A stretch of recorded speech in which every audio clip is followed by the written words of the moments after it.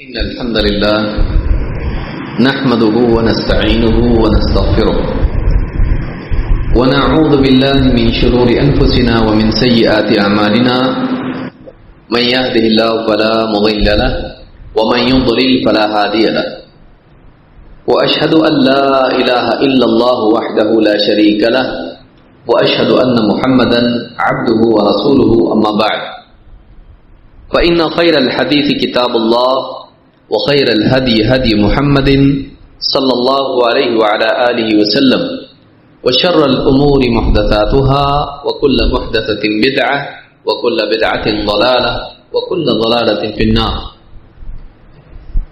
قال الله تبارك وتعالى إن الذين آمنوا وعملوا الصالحات كانت لهم جنات الفردوس نزلا. موقر علماء کرام، میرے محترم دینی بھائیوں اور نوجوان ساتھی، اللہ رب العالمین کا وعدہ ان لوگوں کے لیے ہے جن کے پاس ایمان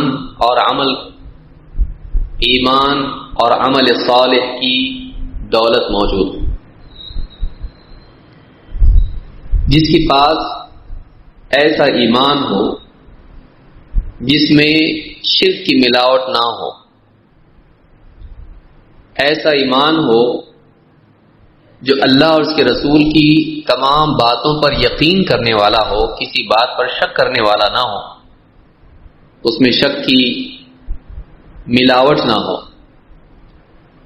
ایسا ایمان جس میں اللہ اور اس کے رسول صلی اللہ علیہ وسلم کی کسی بات کا انکار نہ ہو، ایسا انسان جس کے پاس واقعی وہ ایمان ہو جو اللہ کے نزدیک، اللہ کے ہاں مطلوب ہے، اور اسی کے ساتھ ساتھ پختہ ایمان کے بعد اسی کے ساتھ نیک اعمال اس کی زندگی میں، ایسے اعمال جو بدعات سے خالی ہوں، جو منمانی والے نہ ہوں، ایسے اعمال جن کے اندر اخلاص ہو اور رسول اکرم صلی اللہ علیہ وسلم کی سنت کی اتباع ہو، ایسے اعمال جن پر ایک انسان موسمی طور پر عمل نہ کرے، اپنے دل میں جب آئے تب عمل نہ کرے، بلکہ اللہ رب العالمین کے حکم اور نبی کریم صلی اللہ علیہ وسلم کی تعلیمات اور آپ کی سنتوں کے مطابق پابندی سے مداومت کے ساتھ عمل کرتا رہے۔ اللہ کا وعدہ ان کے لیے جن کی زندگی میں ایمان ہو اور عمل صالح ہو۔ ایمان وہ جو شرک، کفر اور نفاق سے پاک ہو، جو یقین والا ہو، شک والا نہ ہو، اور اعمال وہ جو بدعات سے پاک ہوں، خواہشات نفسانیہ سے پاک ہوں، اللہ رب العالمین کے حکموں کی اور نبی صلی اللہ علیہ وسلم کی سنتوں کی تابعداری میں کیے گئے۔ ایسے لوگوں کے لیے اللہ کی طرف سے دنیا اور آخرت میں وعدے ہیں۔ یہ کافی نہیں ہے کہ ایک انسان محض اپنے عقیدے کی اصلاح کر لے اور اعمال کو سرے سے چھوڑ دے، اس لیے کہ اعمال بھی ایمان کا حصہ ہیں۔ اللہ کے نبی صلی اللہ علیہ وسلم نے بھی عمل کو بلکہ قول کو بھی ایمان کے شعبوں میں شامل کیا ہے۔ اللہ کے نبی صلی اللہ علیہ وسلم ایک حدیث میں فرماتے ہیں، الایمان بضع وسبعون شعبہ فأفضلها قول لا إله إلا الله وأدناها إماطة الأذى عن الطريق والحياء شعبة من الإيمان۔ ایمان کی 70 سے کچھ زائد شاخیں ہیں، ان میں سب سے اونچا شعبہ، سب سے اونچی چیز لا الہ الا اللہ کا زبانی اقرار ہے، اور سب سے ادنا شاخ ایمان کی یا ایمان کی خصلت جس کو آپ کہہ لیجئے، وہ راستے سے تکلیف دینے والی چیز کا ہٹا دینا ہے۔ والحیاء شعبۃ من الایمان، اور حیا بھی ایمان کے شعبوں میں سے، ایمان کی خصلتوں میں سے، ایمان کی شاخوں میں سے ایک شاخ ہے۔ تو زبان کا اقرار، بدن کا عمل اور انسان کی قلبی صفت، یہ تینوں چیزیں ایمان کے حصے ہیں۔ لا الہ الا اللہ کا اقرار زبان سے ہوا، راستے سے تکلیف دینے والی چیز ہٹانا بدن سے ہوا، ہاتھ سے، پاؤں سے، اور انسان کا شرمانا اللہ سے، بندوں سے، برائی سے بچنے کے طور پر حیا کرنا، عیب سے بچنے کے لیے اس کے دل میں حیا پیدا ہونا، یہ قلب میں ہوتا ہے، حیا دل میں ہوتی ہے۔ تو دل، زبان اور بدن سے صادر ہونے والے تمام اعمال ایمان میں داخل ہے۔ لہذا کوئی آدمی اگر یہ سوچتا ہے کہ بس میں اپنا عقیدہ صحیح کر لوں اور میرے اعمال میں بگاڑ ہو، میں لوگوں سے تکلیف دور کرنے کی بجائے لوگوں کو تکلیف دینے والا بن جاؤں، تب بھی ایمان پر فرق نہ پڑے، اور میں بے حیائی کے ساتھ گناہوں والی زندگی بے پرواہی کے ساتھ جیتا رہوں، تب بھی ایمان پر کوئی ضد نہ پڑے، اور میری زبان حق کی بجائے باطل، سچ کی بجائے جھوٹ بولنے والی ہو، غیبتیں اور بہتان بازیاں کرنے والی ہو، تب بھی میرے ایمان پر کوئی فرق نہیں پڑتا ہے۔ اگر کوئی آدمی ایسا سوچتا ہے تو وہ غلط فہمی میں ہے۔ ہر غلط قول، ہر غلط عمل انسان کے ایمان کو خراب کرتا ہے۔ لہذا ایمان سے عمل کو الگ کر کے بتانا عمل کی اہمیت کی وجہ سے ہے، اس وجہ سے نہیں کہ وہ ایمان سے باہر ہے۔ اللہ تعالیٰ نے قرآن کریم میں جو کہا، ان الذین آمنوا وعملوا الصالحات، یقیناً وہ لوگ جو ایمان لائے اور نیک اعمال کرتے رہے، کانت لہم جنات الفردوس نزلا، ان کی مہمانی کے لیے اللہ کے ہاں فردوس کے باغات ہیں، جنت الفردوس کے باغات ہیں ان کے لیے، جن میں ان کو بسایا جائے گا۔ تو اللہ تعالیٰ نے ایمان کے ساتھ عمل صالح کا بھی ذکر کیا، اس لیے نہیں کہ عمل صالح ایمان کے علاوہ کوئی چیز ہے، اس لیے کہ عمل کی اہمیت بھی ہے۔ ورنہ آپ دیکھیں گے کہ اللہ تعالیٰ نے اور بھی چیزوں کو ذکر کیا، مثلا اللہ تعالیٰ فرماتا ہے والعصر ان الانسان لفی خسر الا الذین آمنوا وعملوا الصالحات وتواصوا بالحق وتواصوا بالصبر، قسم زمانے کی انسان خسارے میں ہے، ہاں مگر وہ لوگ جو ایمان لائے اور نیک اعمال کرتے رہے، ایک دوسرے کو حق بات کی وصیت کرتے رہے، ایک دوسرے کو صبر کی وصیت کرتے رہے۔ تو آپ یہاں پر دیکھیں گے کہ اگر ایمان سے الگ عمل صالح کو ذکر کیا گیا ہے تو عمل صالح کے بعد حق کی اور صبر کی وصیت کرنے کو بھی الگ سے ذکر کیا ہے۔ تو سوال پیدا ہوتا ہے کہ حق بات کی دوسروں کو وصیت کرنا اور صبر پر جمے رہنے کی تاکید کرنا، کیا یہ نیک عمل نہیں ہے؟ یہ بھی تو نیک عمل ہے، لیکن اللہ تعالیٰ نے نیک اعمال کے بعد پھر اس کو ذکر کیا، اس وجہ سے نہیں کہ ایمان اور نیک اعمال سے خارج ہیں، اس لیے کہ ان کی خاص اہمیت ہے، ان کی اہمیت زیادہ ہے۔ کیوں؟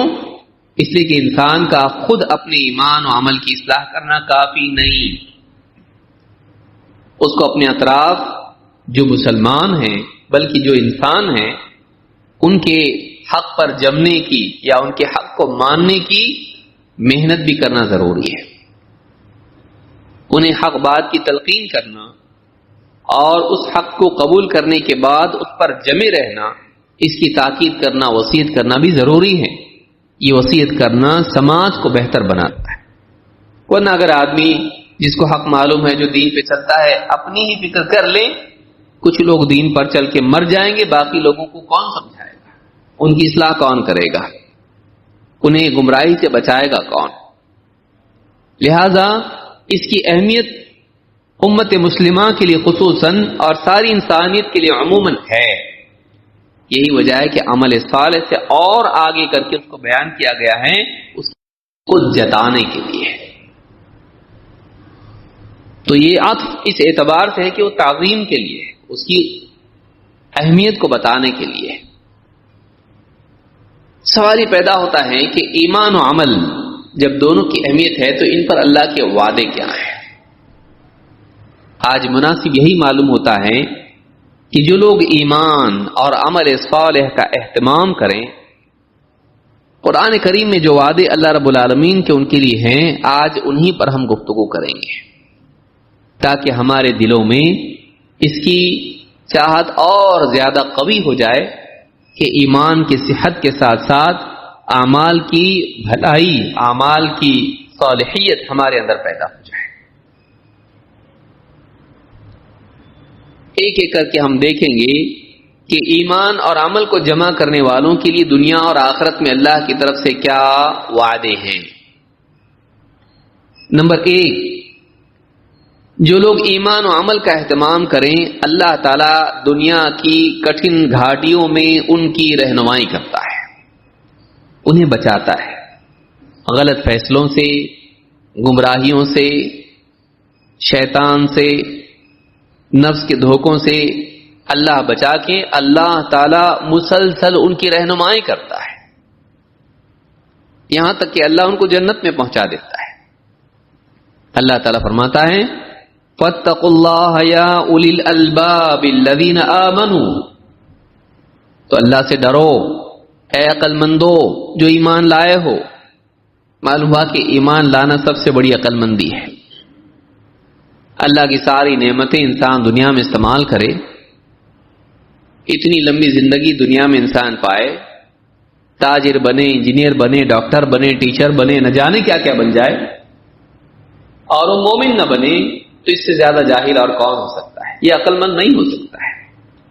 سب سے زیادہ عقل مند انسان وہ ہے جو اپنے مالک کو پہچانے، جو اپنے خالق و مالک کو، اپنے رب کو پہچانے اور اپنے معبود حقیقی کو پہچانے اور اسی کی عبادت پر جمع رہے. ایمان عقل مندی ہے اور کفر جہالت. اسی لیے اللہ نے فرمایا فَاتَّقُوا اللَّهَ، اللہ سے ڈرو، یا اولی الالباب الذین آمنوا، اے عقل مندو جو ایمان لائے ہو. قد انزل اللہ الیکم ذکرا، اللہ تعالیٰ نے یقیناً تمہارے پاس نصیحت نازل کر دی ہے، اور رسولا یتلو علیکم آیات اللہ مبینات، اور رسول، ایک ایسا رسول بھیجا ہے جو تمہیں اللہ کی واضح، حق کو واضح کرنے والی آیات پڑھ کے سناتا ہے.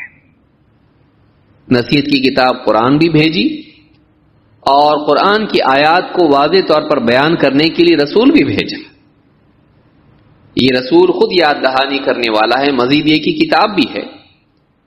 لِيُخْرِجَ الَّذِينَ آمَنُوا وَعَمِلُوا الصَّالِحَاتِ مِنَ الظُّلُمَاتِ إِلَى النُّورِ. کیوں کیا اللہ نے ایسا؟ کیوں کتاب بھیجی؟ کیوں رسول بھیجا؟ اس لیے بھیجا تاکہ لِيُخْرِجَ الَّذِينَ آمَنُوا وَعَمِلُوا الصَّالِحَاتِ، تاکہ اللہ تعالیٰ باہر نکالے ایمان لانے والے اور نیک اعمال کرنے والوں کو. کہاں سے باہر نکالے؟ مِنَ الظُّلُمَاتِ إِلَى النُّورِ، اندھیروں سے نکال کے انہیں اجالے میں لے آئے، ظلمات سے نکال کر انہیں نور کی طرف لے آئے. یہ سورہ الطلاق میں آیت نمبر 10 سے 11 تک آپ پڑھتے جائیے، آگے بھی باتیں اللہ نے ذکر کی ہیں. یہاں معلوم ہوتا ہے کہ جن کی زندگی میں ایمان ہو اور نیک اعمال ہوں، اللہ رب العالمین انہیں اندھیروں سے نکال کے اجالے میں لاتا ہے.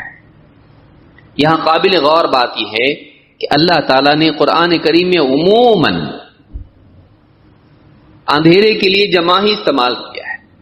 ظلمات، ظلمتن نہیں، ظلمات، اندھیرے، کفر کا اندھیرا، شرک کا اندھیرا، شک کا اندھیرا، گناہوں کا اندھیرا، نفسانیت کا اندھیرا، جہالت کا اندھیرا. اندھیرے بہت سارے ہیں، نور ایک ہی ہے جو اللہ کی طرف سے آتا ہے. بگاڑ کی کئی صورتیں ہیں، سدھار کی ایک ہی صورت ہے. جو اللہ کی طرف سے علم آیا ہے انسان اس سے اپنے دل کو منور کرے اور اپنی زندگی کو اس سے معطر کرے. تو فرمایا کہ لِيُخْرِجَ الَّذِينَ آمَنُوا وَعَمِلُوا الصَّالِحَاتِ مِنَ الظُّلُمَاتِ إِلَى النُّورِ. یہ اللہ نے اس لیے نازل کیا تاکہ ایمان لانے والے اور نیک اعمال کرنے والوں کو اللہ تعالیٰ اندھیروں سے نکال کے اجالے میں لائے. اگر تو چاہتا ہے کہ اندھیرے سے نکل کے اجالے میں آئیں تو تیرے لیے ضروری ہے کہ تو اپنے ایمان و عمل کا اہتمام کر. ایمان ویسا ہونا چاہیے جیسے اللہ چاہتا ہے، اعمال ویسے ہونے چاہیے جیسے اللہ چاہتا ہے. کچھ چیزیں مانوں گا کچھ نہیں، کچھ کروں گا کچھ نہیں چلے گا، یہ تو تیری منمانی ہوئی. ایمان وہ جو اللہ کے ہاں مقبول ہو، اعمال وہ جو اللہ کے نزدیک صالح قرار پائے ہیں. جب یہ تیری زندگی میں ہے تو پھر اللہ کی طرف سے تیرے لیے اس بات کا امکان قوی ہو جاتا ہے کہ اللہ تعالیٰ تجھے گمراہیوں سے نکال کے ہدایت کی طرف لائے، اندھیروں سے نکال کے اجالے کی طرف لائے. تو یہ پہلی بات ہے جو ایمان و عمل کا اہتمام کرنے والوں کے لیے اللہ کا وعدہ ہے. وہ اندھیرے میں نہیں رہیں گے، وہ اجالے میں آئیں گے. اندھیرے میں رہنے کا نقصان کیا ہے؟ اندھیرے میں انسان کو دکھائی نہیں دیتا ہے کہ کھائی کہاں ہے، راستہ کہاں ہے. آپ جب جاتے ہیں ہائی وے سے اور جب گھاٹ پر سے گزرتے ہیں آپ تو آپ کو وہاں پر لائٹس ملیں گی یا ایسی چیزیں ملیں گی جس سے آپ کو پہچانا جائے کہ راستہ یہاں تک ہے. بارڈر ملتی ہے آپ کو. اگر سرے سے وہاں پر کوئی روشنی نہ ہو تو انسان کھائی میں گر جائے، چلنے والا گڑھے میں گر جائے، انسان دیوار سے ٹکرا جائے. اندھیرے میں انسان نقصان اٹھاتا ہے. تو انسان کو اجالے کی ضرورت ہے تاکہ وہ نقصان سے بچے. اللہ تعالیٰ مومن کو، ایمان و عمل کا اہتمام کرنے والوں کو اندھیروں سے نکال کے اجالے میں لاتا ہے. حقائق ان پر واضح ہوتے ہیں، صحیح راستہ ان کے لیے کھل کے سامنے آ جاتا ہے تاکہ وہ اس پر چلتے ہوئے اللہ کی طرف بڑھیں اور جنت تک پہنچ جائیں. نمبر 2، ایسے لوگوں کے لیے جو ایمان و عمل کو جمع کریں، صرف اپنے عقیدے پر قناعت نہ کریں. میرا عقیدہ صحیح، عمل کیسے برے کیوں نہ ہو، یہ اچھا آدمی نہیں ہے، یہ نادان ہے. اچھا آدمی وہ ہے جو ایمان کے ساتھ ساتھ اعمال کو بھی جمع کرے. ان کے لیے دنیا میں ایک اور وعدہ ہے، اللہ تعالیٰ لوگوں کے دلوں میں ان کے لیے محبت ڈال دے گا جو پیسوں سے خریدی نہیں جا سکتی ہے، جو دنیا میں انسان کہیں سے ڈال نہیں سکتا ہے، یہ اللہ کی طرف سے آتی ہے. ایمان و عمل اگر کما حقہ جیسا ہونا چاہیے ویسا زندگی میں آ جائے تو اللہ تعالیٰ لوگوں کے دلوں میں ان کے لیے محبت ڈال دے گا. اللہ تعالیٰ فرماتا ہے ان الذین آمنوا وعملوا الصالحات سیجعل لهم الرحمن ودا. یہ سورہ مریم کی آیت نمبر 96 ہے کہ یقیناً وہ لوگ جو ایمان لائے اور نیک اعمال کرتے رہے، جن کا عقیدہ بھی اچھا، جن کی عملی زندگی بھی اچھی، سیجعل لهم الرحمن ودا، رحمان یقیناً ان کے لیے لوگوں کے دلوں میں محبت ڈال دے گا. معلوم ہوا کہ کتنا بڑا وعدہ ہے. آدمی چاہتا ہے کہ لوگ اس سے محبت کریں، کوئی نفرت نہ کرے بھائی، کوئی اس کا دشمن نہ بنے، لوگ اس کے دوست بنے، لوگوں کے دلوں میں اس کی محبت ہو، دنیوی مفاد کے لیے نہیں، تعلقات کی بہتری کے لیے. لیکن یہ محبت خریدی نہیں جا سکتی، یہ محبت اللہ کی طرف سے ڈالی جاتی ہے. کیسے؟ جب انسان اپنا عقیدہ صحیح کر لے اور اپنے اعمال کی اصلاح کر لے. ایمان و عمل زندگی میں آتا ہے تو اللہ تعالیٰ لوگوں کے دلوں میں محبت ڈالتا ہے. ایک حدیث میں اللہ کے نبی صلی اللہ علیہ وسلم فرماتے ہیں جب اللہ تعالیٰ کسی بندے سے محبت کرتا ہے تو جبریل کو حکم دیتا ہے فلاں بندہ تم بھی اس سے محبت کرو کیونکہ میں اس سے محبت کرتا ہوں. جبریل اس سے محبت کرتے ہیں. پھر جبریل فرشتوں میں اعلان کرتے ہیں کہ فلاں بندہ ہے، اللہ تعالیٰ اس سے محبت کرتا ہے، تم بھی محبت کرو. سارے آسمان میں فرشتے اس سے محبت کرتے ہیں. پھر اللہ کے نبی صلی اللہ علیہ وسلم فرماتے ہیں فَيُوضَعُ لَهُ الْقَبُولُ فِي الْأَرْضِ، پھر زمین میں اس کے لیے قبولیت رکھ دی جاتی ہے. یعنی اہل حق کے درمیان اس کی قبولیت ہوتی ہے، یعنی اہل حق بھی اس سے محبت کرنے لگتے ہیں. اہل حق بھی اس سے، اہل حق کیوں؟ اس لیے کہ غلط لوگ تو اس سے دشمنی کریں گے. انبیاء کے لوگ دشمنی ہوا کرتے ہیں، وہ لوگ جو بگاڑ والے ہوں. اہل حق کے اہل باطل دشمنی ہوا کرتے ہیں. لیکن جو دنیا میں اہل حق ہوتے ہیں ان کے دلوں میں ان کے لیے قبولیت رکھ دی جاتی ہے، ان سے محبت کرنے والے بنتے ہیں. لہذا دنیا میں محبت کا ملنا عمومی محبت یہ کیسے ملتی ہے؟ ایمان اور عمل صالح کی بنیاد پر. اور آگے بڑھتے ہیں. اللہ رب العالمین کا دنیا میں وعدہ ہے کہ جو لوگ ایمان اور عمل صالح کا اہتمام کریں انہیں دنیا میں اللہ تعالی اقتدار دے گا، انہیں دنیا میں اللہ تعالی طاقت دے گا، انہیں دنیا میں اللہ تعالی سیاسی اعتبار سے بھی طاقت دے گا. اللہ تعالیٰ فرماتا ہے وعد اللہ الذین آمنوا منکم وعملوا الصالحات، اللہ نے وعدہ کر رکھا ہے تم میں سے جو لوگ ایمان لائیں اور نیک اعمال کا اہتمام کریں ان کے لیے اللہ نے وعدہ کیا ہے لَيَسْتَخْلِفَنَّهُمْ فِي الْأَرْضِ كَمَا اسْتَخْلَفَ الَّذِينَ مِنْ قَبْلِهِمْ، کہ اللہ تعالیٰ نے وعدہ کیا ہے کہ اللہ تعالیٰ زمین میں انہیں استخلاف عطا کرے گا، انہیں جانشین بنائے گا دوسروں کا، دوسروں کو ہٹا کے اللہ ان کو طاقت دے گا، ان کو ہٹا کے اللہ ان کو لائے گا، ان کے ہاتھ میں اقتدار دے گا، ان کو قوت بخشے گا. لَيَسْتَخْلِفَنَّهُمْ فِي الْأَرْضِ كَمَا اسْتَخْلَفَ الَّذِينَ مِنْ قَبْلِهِمْ، جیسے ان سے پہلے بھی جو لوگ گزرے نیک لوگوں کو اللہ تعالیٰ نے جانشین بنایا. فرعون کو اور اس کے حواریوں کو، اس کے لشکر کو غرق کیا، اور موسیٰ علیہ السلام اور ان کے ساتھ جو بنی اسرائیل ایمان و عمل والے تھے اللہ نے ان کو جانشین بنایا. اگرچہ وہ چھوڑ کے چلے گئے لیکن اللہ نے پورا اقتدار ان کے ہاتھ میں دیا کہ اب ان کے ہاتھ میں. فرعون غرق ہو گیا، ختم، ان کو ہٹایا، ان کو بچایا. اللہ کا ہمیشہ سے قانون رہا ہے. لیکن کس بنیاد پر ہے؟ دنیا کا علم، سیاسی کنیکشن، ٹیکنالوجی، فوج نہیں. وہ ساری چیزیں ثانوی ہیں، اگرچہ وہ ضروری ہیں لیکن نمبر 2 پر ہے. نمبر 1 پر کیا ہے؟ ایمان اور عمل صالح. کیوں؟ اللہ کی مدد ان بنیادوں پر نہیں آتی ہے، ان بنیادوں پر آتی ہے. کسی کے پاس ٹیکنالوجی تو اللہ کی مدد آئی، کسی کے پاس دنیا کا سائنس کی معلومات ہے تو اللہ کی مدد آئی. نہیں، اللہ کی مدد ان بنیادوں پر نہیں آتی ہے، اور غلبے کے لیے اللہ کی مدد ضروری ہے. اللہ کی مدد آتی ہے ایمان اور عمل صالح کی بنیاد پر.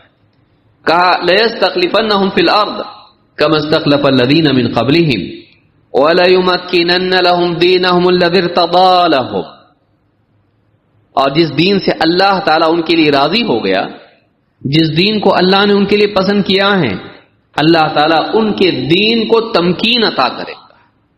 مٹا نہیں پائیں گے لوگ اس کو. اس دین کے لیے جماؤ، ثبات، حفاظت اللہ تعالیٰ دنیا میں عطا کرے گا. وَلَيُمَكِّنَنَّ لَهُمْ دِينَهُمُ الَّذِي ارْتَضَىٰ لَهُمْ وَلَيُبَدِّلَنَّهُمْ مِنْ بَعْدِ خَوْفِهِمْ أَمْنًا، خوف کے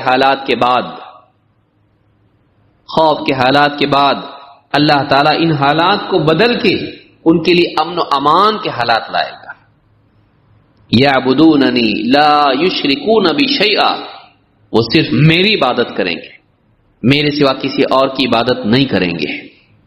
ومن کفر بعد ذلک فاولئک هم الفاسقون، اور اگر ان سارے وعدوں کے بعد بھی اگر کوئی انکار میں پڑا ہوا ہے، یہی لوگ ہیں جو حدیں پار کرنے والے ہیں، سرکش ہیں. یہی لوگ کون ہیں؟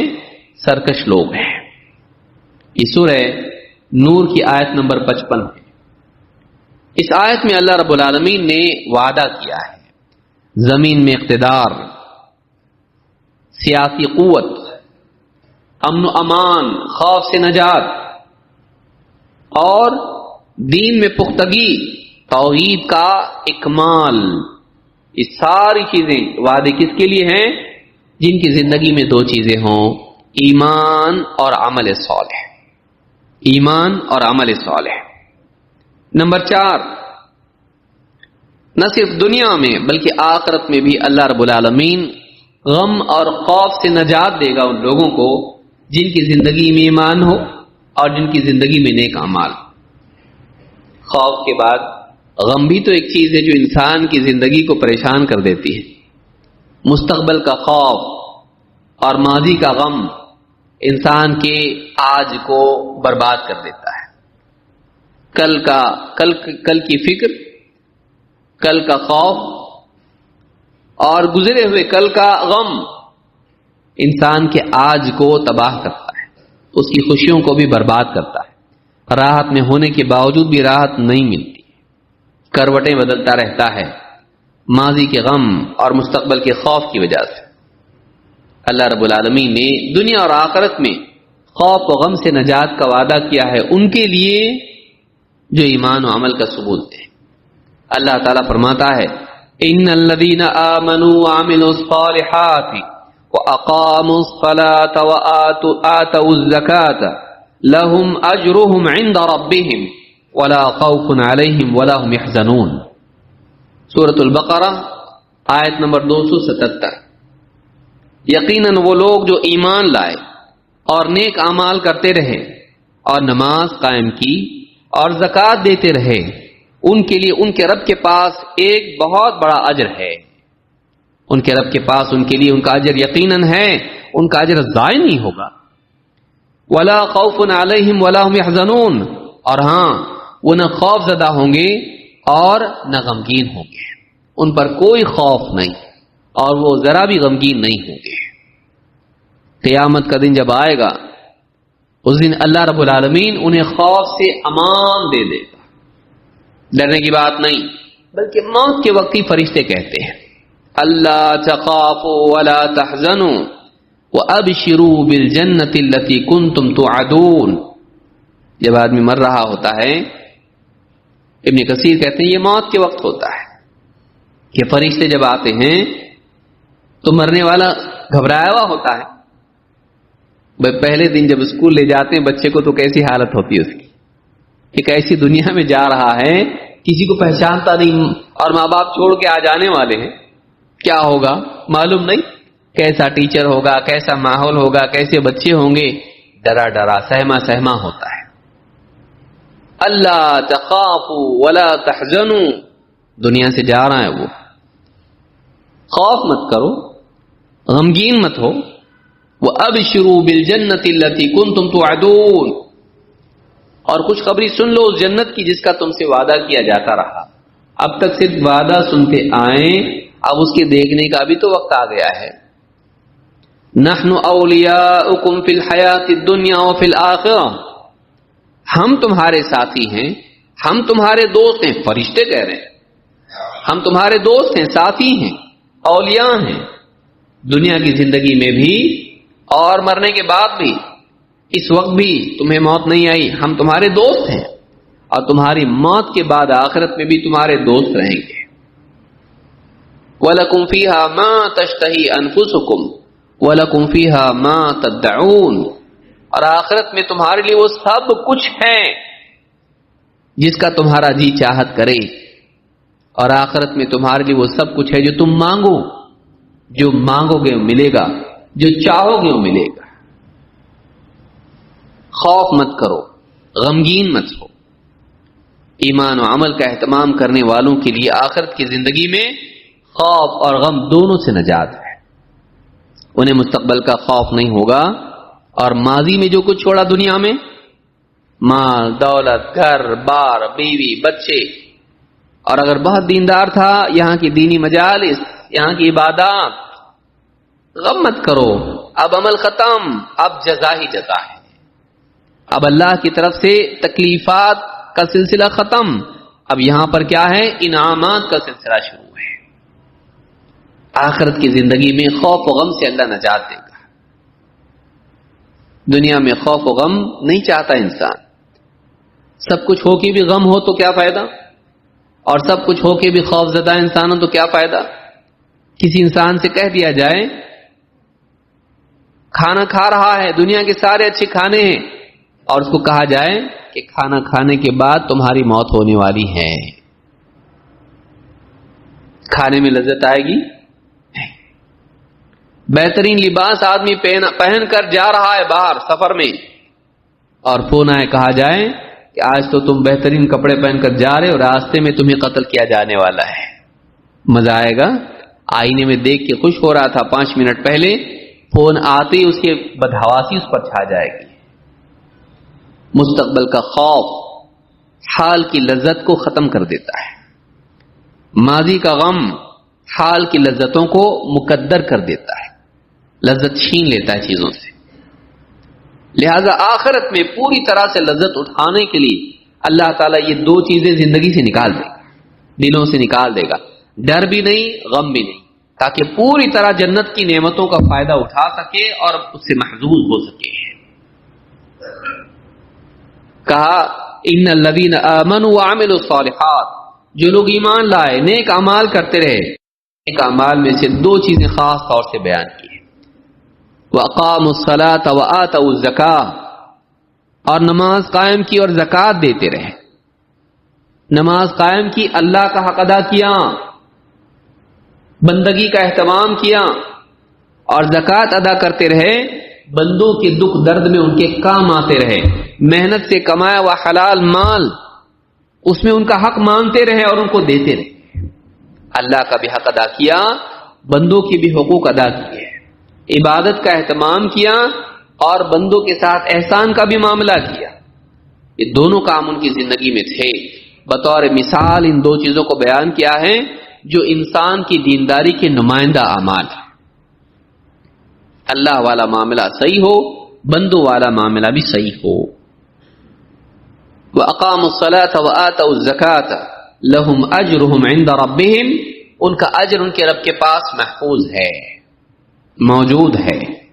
تو آگے کہا وَلَا خَوْفٌ عَلَيْهِمْ وَلَا هُمْ يَحْزَنُونَ، ان پر کوئی خوف نہیں ہوگا اور نہ غمگین ہوں گے. یہ سورہ البقرہ کی آیت نمبر 277 ہے. اور آگے بڑھتے ہیں. اجر تو اللہ کی طرف سے ہے، لیکن نیک اعمال کرنے کے ساتھ ساتھ انسان سے کچھ بھول چوک بھی تو ہو جاتی ہے. ان کا کیا ہے؟ نماز پڑھتا ہے، زکوٰۃ ادا کرتا ہے، لیکن کبھی کبھی غصے میں آ کے غلطیاں بھی ہو جاتی ہیں، زبان سے غلط باتیں نکل جاتی ہیں، کچھ اور اعمال ہو جاتے ہیں. کبھی نگاہوں کی پوری حفاظت نہیں ہو سکتی ہے، ہو پاتی ہے، کبھی دل کی حفاظت نہیں ہو پاتی ہے.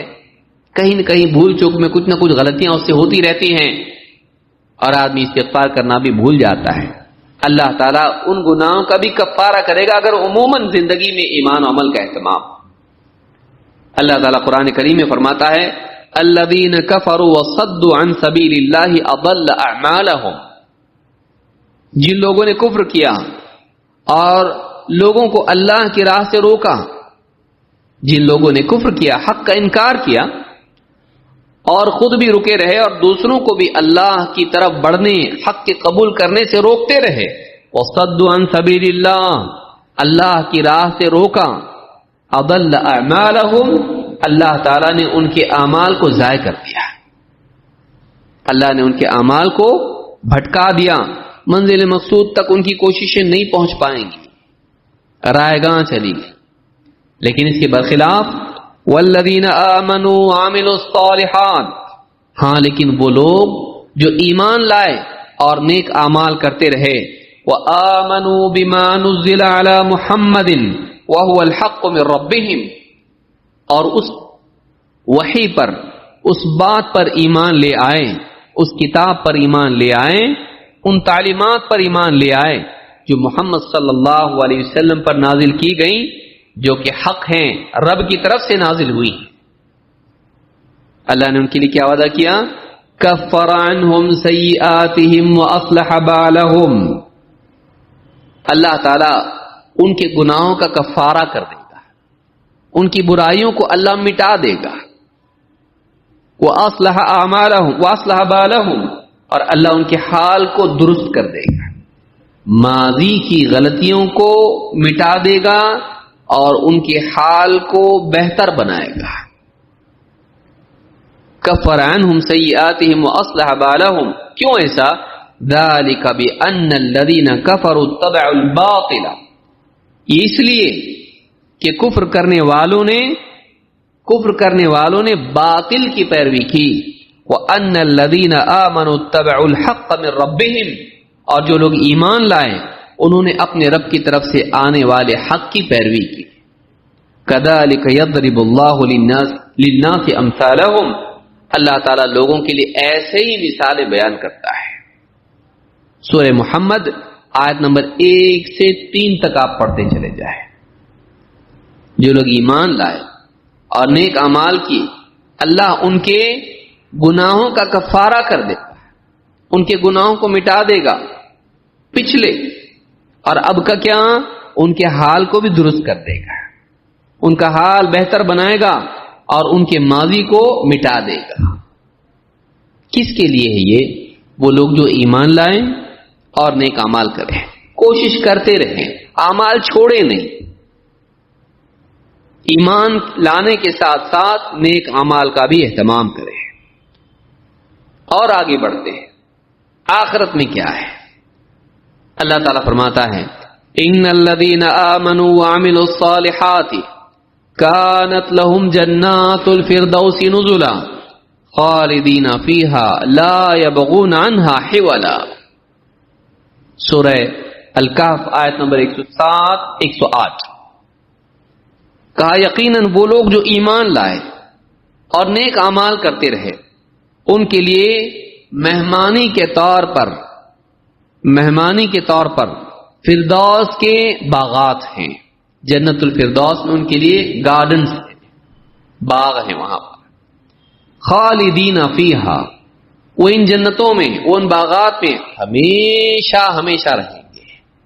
لا یبغون عنہا حولا، اور تھوڑی دیر کے لیے بھی اس سے دور نہیں کیے جائیں گے. چلو تھوڑی دیر کے لیے جنت سے نکلو، جنت کی صفائی ہو رہی ہے، نہیں، بلکہ کبھی بھی جنت سے نکالے نہیں جائیں گے، اور کبھی بھی جنت میں نعمتیں ان سے محروم نہیں کیے جائیں گے کہ ٹھہر جاؤ تھوڑی دیر کے لیے، مانگ رہے ہیں کھانے کے لیے، مانگ رہے ہیں پینے کے لیے، نہیں مل رہا ہے تھوڑا رک جاؤ. نہیں، تھوڑی دیر کے لیے بھی انہیں محروم نہیں کیا جائے گا جنت سے. نہ اخراج ہوگا نہ محرومی ہوگی. کون ہیں یہ لوگ؟ جو لوگ ایمان لائے اور نیک اعمال کرتے. بہت بڑا پہاڑ یہاں سے وہاں اٹھا کے رکھنا نہیں ہے. اپنی زندگی میں جتنی قدرت ہے، جتنی استطاعت ہے، اتنا ہی کرتا ہے. یہی بات اللہ نے بیان کی. اور ایک فائدہ دیکھیے کیا ہے ایمان و عمل کا. اللہ فرماتا ہے والذین آمنوا وعملوا الصالحات لا نکلف نفسا الا وسعها اولئک اصحاب الجنۃ هم فیہا خالدون.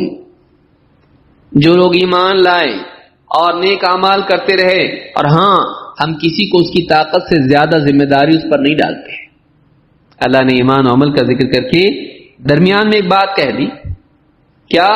یہ نہ سمجھنا کہ ہم تمہاری طاقت سے زیادہ تم کو کام کرنے کے لیے کہیں گے. جو لوگ ایمان لائے اور نیک اعمال کرتے رہے، اور ہاں ہم کسی پر وہ بوجھ نہیں ڈالتے ہیں جو اس کی استطاعت سے باہر ہو. ایسے کام کا مکلف نہیں بناتے جو وہ کر نہیں سکتا. وہی کام اس کے لیے ذمہ داری ہے جو اس کے بس میں ہو. جو آدمی نماز نہیں پڑھ سکتا ہے، کھڑے ہو کر بیٹھ کے پڑھ، بیٹھ کے نہیں پڑھتا، لیٹ کے پڑھ. کوئی آدمی چل پھر نہیں سکتا ہے اور حج کو جا نہیں سکتا ہے، مال نہیں ہے، زبردستی حج کا حکم ہمارا نہیں ہے اس کے لیے. کوئی آدمی غریب ہے، مفلس ہے، مسکین ہے، اس کے لیے زکوٰۃ کا حکم نہیں کہ دینا ہی پڑے گا، پیسہ کما کے دے. نہیں، جس میں جتنی